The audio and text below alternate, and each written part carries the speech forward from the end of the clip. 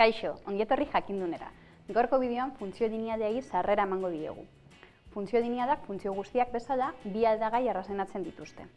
Eta bi aldagai horiek isa eta y-a dira, eta isaren balio bakoitzari y-aren balio bakarra dagokio.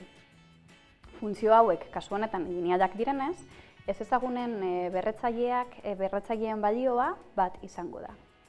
Funtzio linealen ekuazio orokorra edo formula orokorra, hau da, y-a berdin m bider isa gehi n. Esan bezala, y-a eta isa aldagaiak dira edo ez ezagunak dira. Isa gaiazkea da, y-a menpeko aldagaia, eta beraz, menpeko aldagai honen balioa isaren araberakoa izango da.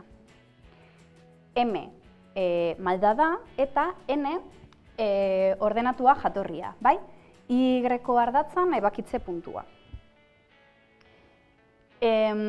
Funtzio lineal edo ekuazio orokor honetatik beste bi atera ditzakegu, bai? Alde batetik, gerta daiteke malda 0 izatea, bai?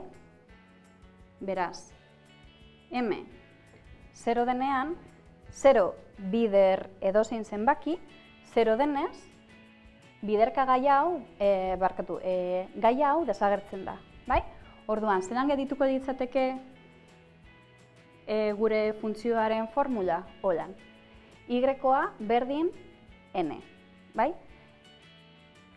Formula hauei edo funtzio hauei deitzen zaie funtzio konstanteak, eta normalean n jarri beharrean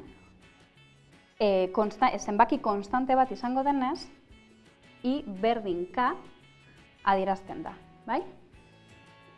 Beraz, hemen izango ditugu, hauek izango dira funtzio konstanteak. Eta gero beste kasu bat agertu daiteke, eta zegin da hori n 0 denean, bai? N 0 denean, gehituko zaigu, i berdin m bider isa. Eta halako itxura duten funtzio linealei funtzio proportzionalak deritze. Funtzio hauetan sakontzeko adibide eta ariketa zehatzak dituzue gure kanalean. Beraz, gogoratu, bai gure YouTubean eta web orrialdean jarraitu jakindun.